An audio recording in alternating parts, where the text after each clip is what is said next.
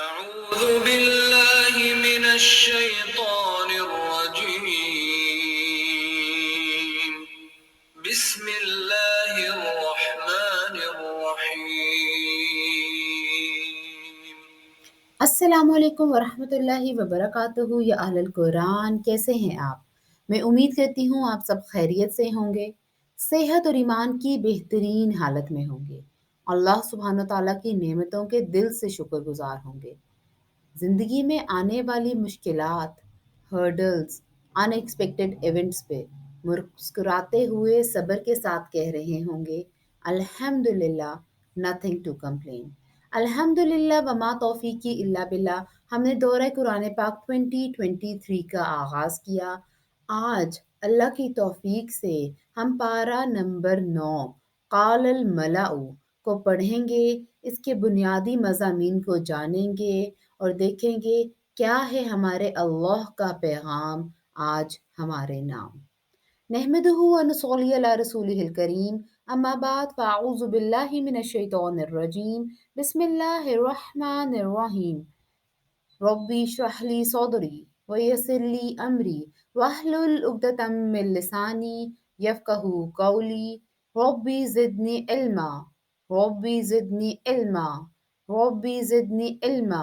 اللہم فقہنا فی الدین، اللہم انی اسألک علما نافعا ورزقا طیبا وعملا متقبلا۔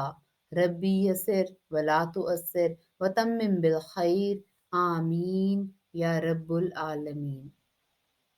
پارہ نمبر 9، اس کا بنیادی موضوع ہے اقتدار۔ انسان جب اس دنیا میں آتا ہے تو پوری زندگی اقتدار کی جنگ لڑتا رہتا ہے، چاہے وہ اس کا آفس ہو، چاہے گھر کی دہلیز ہو، چاہے رشتے ہوں، ہر انسان اپنا اقتدار چاہتا ہے۔ اللہ سبحانہ و تعالیٰ پورے پارے میں ہمیں بتاتے ہیں کہ اگر اس اقتدار کو حاصل کرنے کے بعد ایک انسان اللہ کا شکر ادا کرے، اللہ کی حدود کا خیال رکھے، تو کیسے یہ اقتدار اس کے لیے نفع مند ہو سکتا ہے۔ لیکن یہی اقتدار اگر پانے کے بعد انسان باطل کی راہ پر چل پڑے، اللہ کی حدود کو بالکل فراموش کر دے، تو کیسے یہ اقتدار جہنم کے گھڑے تک لے جاتا ہے۔ پچھلے پارے سے سورہ اعراف چل رہی ہے، جس میں نبیوں کے قصے ہیں، توحید، رسالت اور آخرت کا ذکر ہے۔ پہلے حصے میں اللہ سبحانہ تعالیٰ حضرت شعیب علیہ السلام کی قوم کے سرداروں کے بارے میں فرماتے ہیں کہ کیسے انہوں نے مومنوں کو وطن سے نکالنے کی دھمکی دی اور اللہ نے انہیں زلزلے سے ہلاک کر دیا۔ آزمائش کا مقصد یہ ہے کہ لوگ اللہ کے سامنے عاجزی کریں اور ایمان و تقوی اختیار کریں تاکہ دنیا جہاں کی برکتوں سے سرفراز ہوں۔ بہت دفعہ یہ کوشچن کیا جاتا ہے کہ آزمائش مجھ پہ کیوں آئی؟ اللہ سبحانہ تعالیٰ ہمارے خالق ہیں، ہمارے مالک ہیں۔ وہ جانتے تھے کہ زندگی میں جب آزمائش آئے گی تو انسان گھبرا کر سوال ضرور کرے گا، تو اللہ سبحانہ تعالیٰ ہمیں بتا رہے ہیں، سمجھا رہے ہیں کہ آزمائش انسان کے لیے اس لیے آتی ہے تاکہ وہ عاجز ہو جائے، اس کا ایمان اور تقوی اللہ سبحانہ تعالیٰ پر اور بڑھ جائے۔ موسیٰ علیہ السلام فرعون کے پاس آئے نشانیوں کے ساتھ، مگر اس نے موسیٰ کو جادو گر کہا اور کہنا نہ مانا۔ حق ثابت ہوا اور باطل ملیا میٹ ہو گیا۔ جادوگر سجدے میں گر گئے اور موسیٰ کے رب پر ایمان لے آئے۔ حضرت موسیٰ علیہ السلام کے قصے میں ایک بہت خوبصورت پہلو ہے۔ حضرت موسیٰ علیہ السلام اکیلے تھے، فرعون کی بادشاہت تھی، اس کے اقتدار کی وجہ سے لوگ اس سے ڈرتے تھے۔ حضرت موسیٰ جب اس کے پاس نشانیاں لے کر آئے تو وہ اکیلا ان کا گواہ تھا، لیکن کیسے اللہ سبحانہ تعالیٰ نے باطل کے ذریعے ہی حق کا راستہ بنا دیا، کیسے فرعون نے تمام لوگوں کو دعوت دی، تمام جادوگروں کو دعوت دی اور انہوں نے حق دیکھ لیا۔ کہیں دفعہ باطل ہی حق کی فتح کا ذریعہ بن جاتا ہے۔ فرعون تلملا اٹھا اور ان کو سزا سے ڈرانے لگا۔ جادوگروں نے جواب دیا، ہمیں اپنے رب کی طرف لوٹ کر جانا ہے۔ آج ہمیں بھی یہ یاد رکھنے کی ضرورت ہے کہ زندگی میں جو کچھ ہو جائے، ہم نے غلط راستہ، باطل راستہ اختیار نہیں کرنا، کیونکہ ہمیں بھی اپنے رب کی طرف لوٹ کر جانا ہے۔ فرعون نے کہا ہم ان کی لڑکوں کو قتل کریں گے اور ان کی لڑکیوں کو زندہ چھوڑ دیں گے۔ موسیٰ علیہ السلام نے کہا اللہ سے مدد مانگو اور زمین کی بادشاہت اللہ ہی کی ہے، جس کو چاہے وارث بنا دے۔ اللہ سبحانہ تعالیٰ نے بنی اسرائیل پر پے در پے عذاب بھیجے، طوفان کا عذاب، ٹڈی دل کا عذاب، جوئیں، مینڈک، شاید کہ وہ نصیحت لیں۔ اس کے بعد دوسرے حصے کی طرف بڑھتے ہیں۔ اللہ نے بنی اسرائیل کو فرعون سے نجات دی اور ایک وادی میں اتارا۔ وہاں ایک گروہ بتوں کو پوجا کر رہا تھا۔ قوم نے اس پر حضرت موسیٰ سے کہا ہمیں بھی ایسا ہی معبود بنا دیں۔ حضرت موسیٰ علیہ السلام نے فرمایا تم جاہلوں کی سی بات کر رہے ہو، جس راہ پر تم چلنا چاہتے ہو وہ تباہ ہونے والی ہے۔ 40 راتوں کے لیے اللہ سبحانہ وتعالیٰ نے حضرت موسیٰ علیہ السلام کو کوہ طور پر بلایا اور کتاب اور ہدایت سے نوازا۔ پھر جب موسیٰ نے وقت مقرر پر حاضری دی تو اللہ سے ہم کلام ہوئے۔ اللہ نے موسیٰ کے لیے تختیوں میں ہر قسم کی ہدایت اور احکامات تحریر کر دیے اور کہا کہ ان کو مضبوطی سے پکڑ لو اور ان پر عمل کرنے کا حکم دو۔ آج اللہ سبحانہ تعالیٰ ہمیں بھی یہی حکم دیتے ہیں کہ ہم قرآن کو مضبوطی سے پکڑ لیں اور اس پہ عمل کریں اور پھر دوسروں کو بھی یہی نصیحت کریں۔ پیچھے سے سامری نے قوم کے زیورات سے پوجنے کے لیے ایک بچڑا بنا لیا۔ موسیٰ علیہ السلام نے جب واپس آ کر دیکھا تو غصے میں تختیاں پھینک دیں اور اپنے بھائی سے لڑنے لگے۔ حضرت ہارون علیہ السلام نے کہا اے میری ماں کے بیٹے، میں ان کے سامنے بے بس تھا۔ موسیٰ علیہ السلام نے فوراً اللہ کے حضور توبہ کی، دعائیں کی اور تختیاں اٹھا لی۔ موسیٰ علیہ السلام نے اللہ سے درخواست کی۔ اللہ نے فرمایا تقوی، زکوٰۃ اور ایمان والوں کو رحمت ملے گی۔ اسی مناسبت سے کہا جو پیغمبر آخر الزماں صلی اللہ علیہ وآلہ وسلم کی پیروی کریں گے، جن کے ظہور کی خبر پہلی کتاب میں لکھی پائی کی ہے، وہی کامیاب ہیں۔ پھر اپنی قوم کو نصیحت کی۔ قوم نے اللہ کے حضور توبہ کی اور اللہ سے معافی طلب کی۔ اللہ سبحانہ تعالیٰ نے انہیں معاف کر دیا۔ بنی اسرائیل کے 12 قبیلے کی طرف اور وادی سینا کے واقعات کی طرف اشارہ ہے۔ تیسرے حصے میں واقعہ سبت کا ذکر کیا گیا، کیسے ایک گروہ ہفتے کے دن اللہ کے منع کرنے کے باوجود تعویلات کرتا اور بہت سے منصوبے بناتا اور اللہ کا حکم نہ مانتا۔ دوسرا گروہ انہیں روکتا۔ تیسرا گروہ روکنے والوں کو منع کرتا کہ ان کو مت روکو۔ جو نصیحت کرتے تھے ان کو بچا لیا، باقی سب کو عذاب میں مبتلا کر دیا۔ اللہ نے ان کو کہا بندر بن جاؤ اور رسوا کن عذاب کا مزہ چکھو۔ اللہ سبحانہ تعالیٰ کسی جان پر ظلم نہیں کرتا۔ جو اللہ کی حدود توڑتا ہے، گناہ کرتا ہے، وہ اللہ کے عذاب کا مستحق ہوتا ہے۔ اللہ سبحانہ تعالیٰ نے روکنے والوں کو، نصیحت کرنے والوں کو عذاب سے بچا لیا، لیکن جنہوں نے نصیحت قبول نہیں کی ان کو، اور جنہوں نے نصیحت قبول کرنے والوں کو روکا کہ دوسروں کو منع نہ کریں، ان سب کو عذاب میں مبتلا کیا۔ اللہ سبحانہ تعالیٰ نے بتا دیا کہ نجات صرف متقیوں کے لیے ہے، جو کتاب کو مضبوطی سے پکڑے رہیں اور اللہ کی عبادت میں سرگرم رہیں۔ کیا آج ہم چاہتے ہیں کہ ہم متقی بن جائیں؟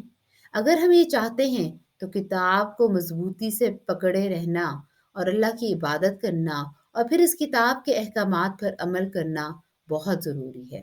اللہ سبحانہ تعالیٰ نے بنی اسرائیل پر اپنی نعمتوں کو گنوایا، کیسے پہاڑ کو ان پر سائباں بنایا، ان کے کھانے پینے کے لیے من و سلوہ آسمان سے اتارا، لیکن یہ پھر بھی اللہ کی نشانیوں کو جھٹلاتے رہے اور خود اپنا نقصان کرتے رہے۔ ہدایت صرف اللہ کو راضی کرنے سے ملتی ہے۔ آپ چاہتے ہیں آپ کو ہدایت ملے تو اللہ کو راضی کر لیں۔ اللہ کی تمام صفات کا تصور سر تا سر حسن خوبی کا تصور ہے۔ قرآن اس کو الحسنہ سے تعبیر کرتا ہے۔ یہ پیغمبر اسلام کو مجنوں کہتے ہیں، حالانکہ وہ انہی میں پیدا ہوئے۔ کیا وہ غور و فکر نہیں کرتے؟ یہ قیامت آنے کے بارے میں پوچھتے ہیں، آپ فرما دیں کہ اس کا علم تو اللہ ہی کے پاس ہے، وہ اس حقیقت کو جانتا ہے، اور تم یہ حقیقت جان لو کہ قیامت اچانک آئے گی۔ وہی اللہ ہے جس نے سب کو ایک جان سے پیدا کیا، پھر ان کو جن سے ان کا جوڑا بنایا۔ جب وہ اس کو ڈھانپ لیتا ہے تو حمل قرار پاتا ہے اور اللہ سے دعا مانگتا ہے کہ اگر ہمیں تندرست بچا دیا ہم بڑے شکر گزار ہو جائیں گے۔ جب اللہ نے تندرست بچا دیا تو دوسری ہستیوں کو شریک کرنے لگتے ہیں۔ اے پیغمبر صلی اللہ علیہ وآلہ وسلم، ان سے کہو اگر وہ پاؤں، ہاتھ، آنکھیں اور کان رکھتے ہیں تو تمہاری مدد کر سکتے ہیں، تو ان کو پکارو، پھر میرے خلاف جو کچھ کر سکتے ہو کر لو اور مجھے مہلت نہ دو۔ جب دشمن کے خلاف کچھ نہیں کر سکتے تو تمہاری مدد وہ لوگ کیسے کریں گے؟ میرا تو اللہ ہی کارساز ہے جس نے کتاب نازل کی، وہی آخری سہارا ہے۔ یاد رکھو تم اللہ کے سوا جن جن کو پکارو گے نہ خود اپنی مدد کر سکتے ہیں اور نہ تمہاری مدد کی قدرت رکھتے ہیں۔ اے پیغمبر، اگر تم ان کو سیدھی راہ پر بلاؤ تو وہ کبھی تمہاری پکار نہیں سنیں گے۔ ان جاہلوں سے نرمی اور درگزر سے کام لینے کا حکم دیا گیا اور کہا گیا کہ ان کو چھوڑ دو۔ اگر شیطان وسوسہ ڈالے تو اللہ کی طرف متوجہ ہوں، اس سے پناہ طلب کریں۔ جو ایمان و تقوی سے محروم ہے وہ اپنے آپ کو شیطانی وسوسے کے حوالے کر دیتے ہیں۔ اگر آج آپ کے دل میں شیطان وسوسے ڈال رہا ہے، یہ وسوسہ کہ فلانا بندہ میرے بارے میں یہ پلاننگ کر رہا ہے، وہ بندہ میرا برا چاہتا ہے، تو جان لیں تقوی میں ابھی کمی ہے۔ مسلمانوں، اللہ سبحانہ و تعالیٰ آپ کو مخاطب کر رہے ہیں، جی ہاں آپ کو۔ مسلمانوں، قرآن پڑھا جائے تو جی لگا کر سنو اور چپ رہو، اور قرآن مجید کی تلاوت کی تکمیل کے لیے دن رات اللہ سے ڈرتے رہو، دعا مانگتے رہو۔ اللہ سے غافل رہے، اگر ہم اللہ سے غافل رہے تو پھر دعوت و تبلیغ کا حق ادا نہ ہو سکے گا۔ ہر حال میں اللہ کا قرب حاصل کرو اور برائی کے قریب نہ جاؤ۔ ہر وقت اللہ کی حمد و ثنا میں مشغول رہو۔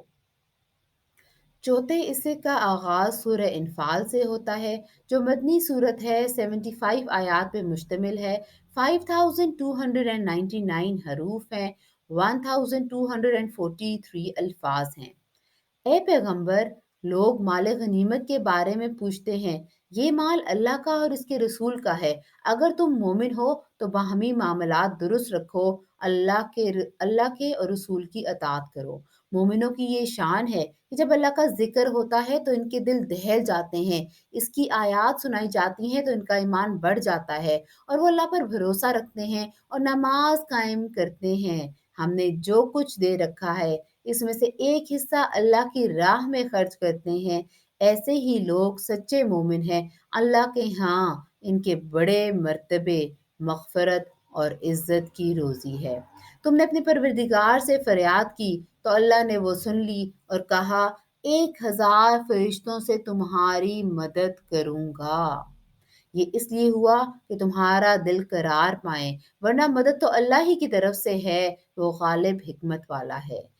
اس نے تم پر چھا جانے والی غنودگی طاری کی تاکہ تسکین اور بے خوفی کا سامان بنے، آسمان سے پانی برسایا تاکہ تم پاک ہو جاؤ اور شیطانی وسوسوں کی ناپاکی دور ہو جائے اور تمہارے قدم جم سکیں۔ اللہ نے فرشتوں کو مومنوں کی مدد کے لیے بھیجا اور کفار کے دلوں میں دہشت ڈال دی۔ اللہ اور اس کے رسول کی بات کو مانو، خیانت نہ کرو۔ مکہ میں آپ صلی اللہ علیہ وآلہ وسلم کو قتل کرنے کی کوشش کی اور مسجدوں میں ان کا مذاق اڑایا اور سیٹیاں اور تالیاں بجائیں۔ اسلام دشمنی میں مال خرچ کیا۔ ان کے جرائم کی وجہ سے اللہ نے فرمایا کہ ان سے لڑو تاکہ فتنہ ختم ہو، اللہ تمہارا ہے، اللہ تمہارے ساتھ ہے۔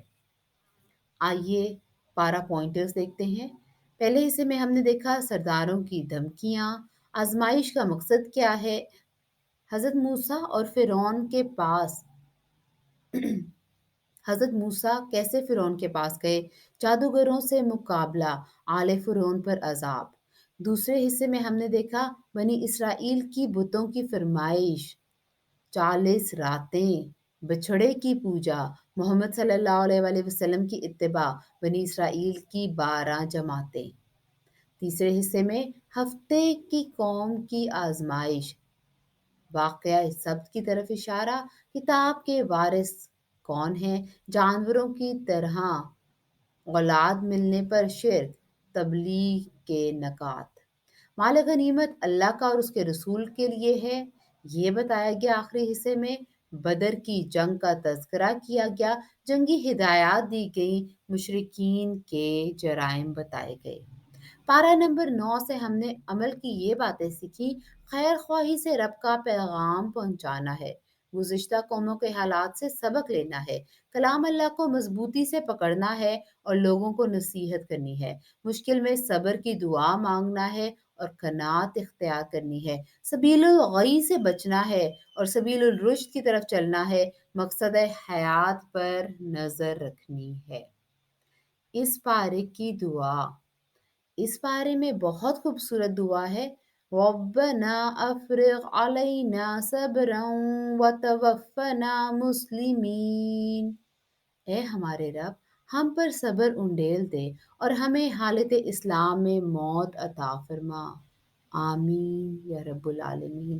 یہ تھا پارہ نمبر 9 اور یہ تھے پارہ نمبر 9 میں ہمارے اللہ کے کچھ احکامات اور پیغامات ہمارے نام۔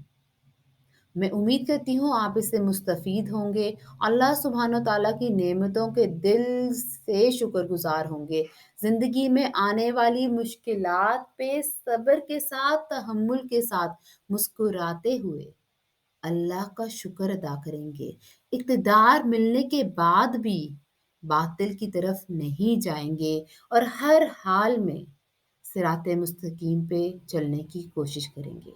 اللہ سبحانہ و تعالیٰ آپ سب سے راضی ہو۔ اللہ کی کہ یہ کتاب تمام انسانوں کے لیے ہدایت اور روشنی ہے، اس روشنی کو اپنے تک محدود نہ رکھیں، اس روشنی کو دوسروں تک پھیلائیں، کیا پتہ کون آپ کے لیے صدقہ جاریہ بن جائے۔ اپنا خیال رکھیے گا، دعاؤں میں یاد رکھیے گا۔ سبحانک اللہم و بحمدک، اشہد ان لا الہ الا انت، استغفرک و اتوب الیک۔ السلام علیکم ورحمۃ اللہ وبرکاتہ۔